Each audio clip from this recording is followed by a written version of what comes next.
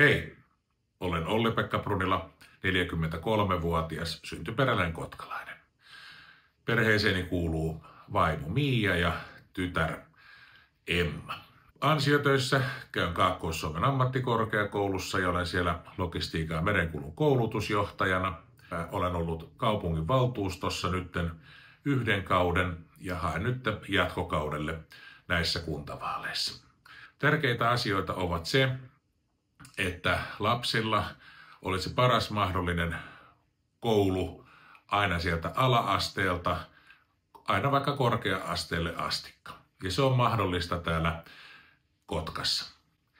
Toisena, alueelle pitää saada veto- ja pitovoimaa. Tarvitaan uusia yrityksiä, työpaikkoja, investointeja. Sitä kautta saadaan niitä perheitä tänne ja taas taataan, että kaikille on hyvät palvelut, mutta jos ei ole asukkaita eikä käyttäjiä, niin hankala on myöskin kaikille tarjota erilaisia palveluita.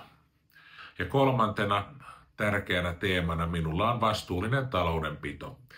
Eli kaikkien ei ole aina varaa investoida kaupungilla ja sen takia pitää aina niitä miettiä, että mihin laitetaan rahaa. Jos johonkin laitetaan, niin voidaanko jostain säästää, ettei velka kasva ihan älyttömiin.